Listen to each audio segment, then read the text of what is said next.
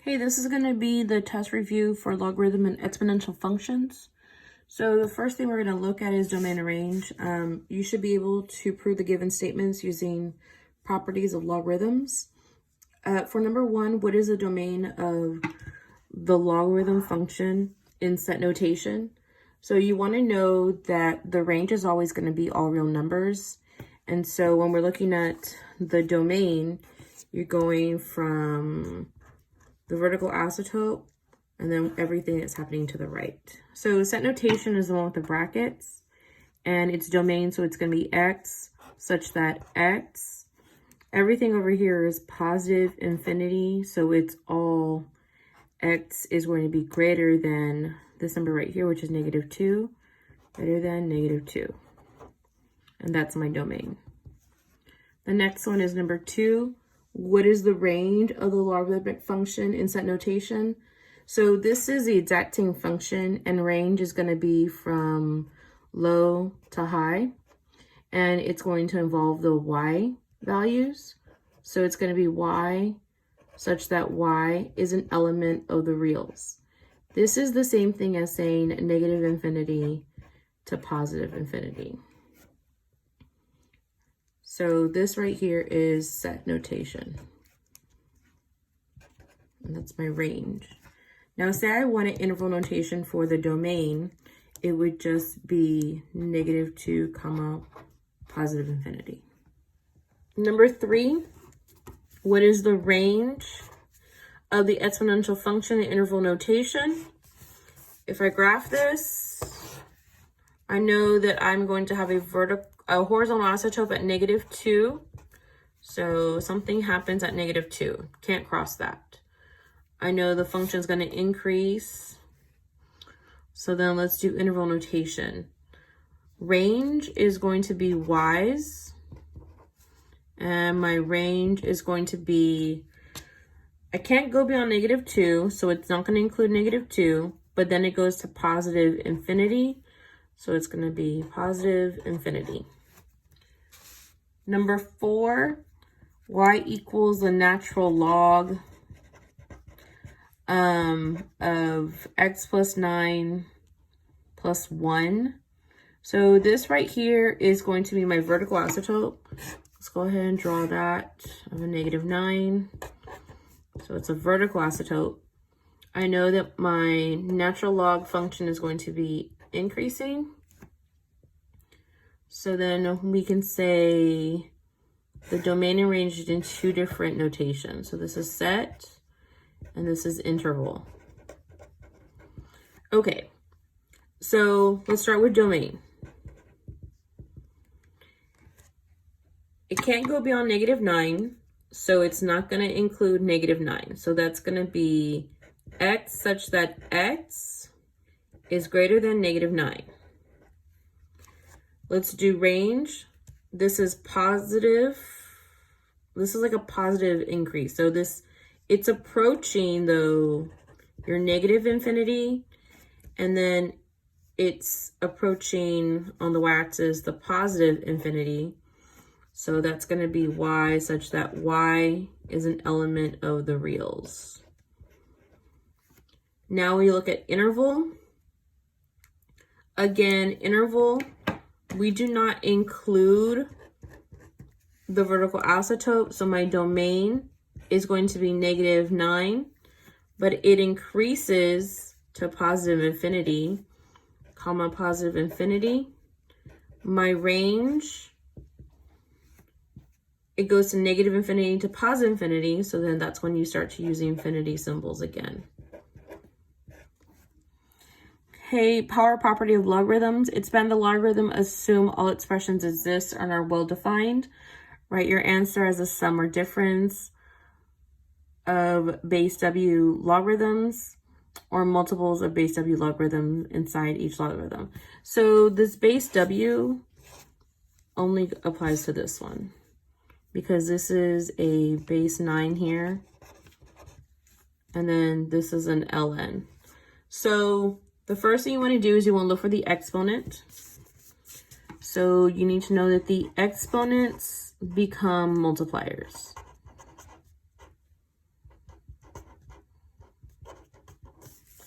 So an exponent's going to go ahead and become a multiplier, so it's going to move out in front. So it's going to be 2 log base W and then V. Okay, so for this one, the exponent is a 6. It moves out to the front. So it becomes 6 log base 9 of Y. And then this is still an exponent and moves out to the front of the natural log. So it's going to be 8 ln of x. Rewrite the log expression with single logarithm with the base. So you're looking at product. So again, if it's the product, it becomes multiplication.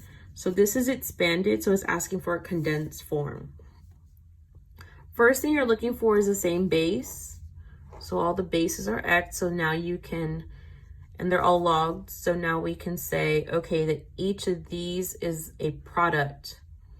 So it's going to be log base x, and then it's going to be 4, 3, and 2.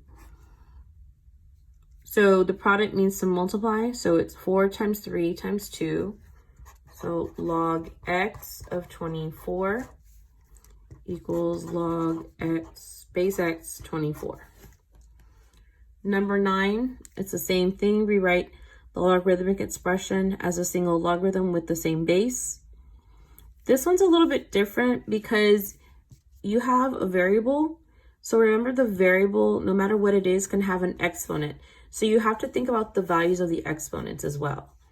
The bases are all the same because it's log base 10. So we're going to say log e times 6e times 8e. Okay, so this is going to be log. You're going to multiply the numbers. 6 times 8 is 48. And then you have the variables. Times e times e times e. And you have 3 e's. So it's e to the first, e to the first, e to the first. So it's log 48 e to the third. It's very specific and very important that you understand that this is a 48 times e to the third. The 3 exponent belongs to the e. And that's your solution. Number 10, use the properties of logarithms to fill in the blanks. So this is basically asking you to factor it out, and you have to fill out both blank spaces. So ln of 410 e to the 14 power. Okay, so let's factor this out. So it's ln 14 e to the 14th. So if you think about the products of 14, I already have a 7. So I have a 7, a 2, and a 1. And then if I factor e to the 14, I'm already given e to the 5th. So that means I would have e to the 9th. Because when you multiply two exponential values with the same base, you just add the exponents. Okay, so then it's going to be, we already have this one and this one. So we're just going to make a combination. So I know I'm going to need ln of 2 and then ln of e to the 9th. So let's use the variable first. So ln e to the 9th plus ln of 2. And that satisfies that. Because if I take 7e to the 5th times e to the 9th times 2, 7 times 2 is 14. And then e to the 5th times e to the 9th, that's a 9. I get 14 e to the 14th. And we just bring down the ln. Okay, this is quotient rule.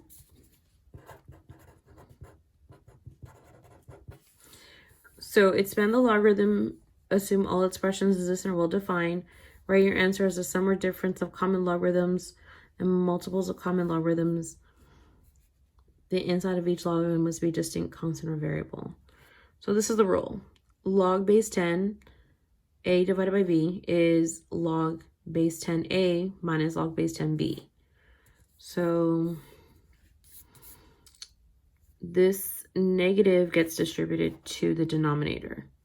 So it's log x minus, open parentheses, log y w. I have to expand this, and this is going to be the product rule, which means I'm going to add. So I'm going to have log x minus log y plus log w. This negative gets distributed into the parentheses. So my solution is going to be log x minus log y minus log w. Okay, next is number 12. Kind of the same thing, but now you have numbers. So log base v, t divided 5 divided by tu. So log base v 5 minus log base v tu. And then put that whole thing in parentheses. This becomes the product rule, which means that I add log base v of 5 minus log base v of t plus log base v of u. And then I distribute the negative into the parentheses. Log base v of 5 minus log base v of t minus log base v of u. This is your solution. I guess we should box those solutions. Okay, now you have number 13. Rewrite the logarithm as a singlet. Logarithm expression is a single logarithm with the same base. Assume all expressions exist and are well defined. Okay. Let's look at this one. Rewrite the log expression. So it wants all of this into a fraction. So let's see. The first thing I want to do is make this the denominator. So I'm going to have log of e divided by e to the 8th minus log of e to the 7th. And it's okay if because they all have the same base, so we can combine them like that. And then because this is subtraction again, I have to make this one a denominator as well. So it's going to be a denominator of that. So it's going to be a complex fraction.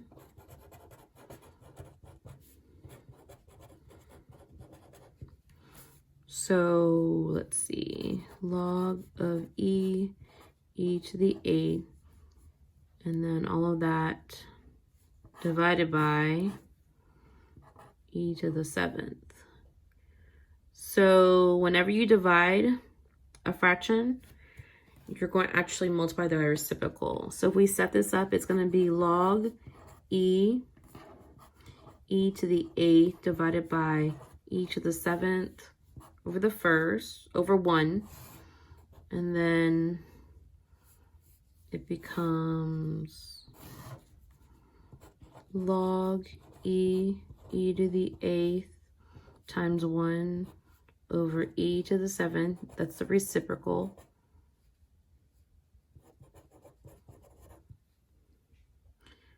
And then when you multiply going across. So it's log e over e to the 15th. Then I simplify. So I get log 1 over e to the 14th. And then the last one is just as long. Okay, so then it's kind of be the same thing. So this becomes the denominator. So I have log base 2 of 20 divided by 10 minus log base 2 of 16. And I don't want this in a calculator at all because you'll get a number and I'm not asking for a number. So then this becomes the denominator of that. Log 2 of 20 divided by 10 divided by 16. Log base 2 of 20 divided by 10 divided by 16 over 1. Log base 2 of 20 over 10 times 1 over 16. Log of 20 over 160. So I simplify this, base 2. So log base 2, let's see, that becomes 1 over 8. That is my solution.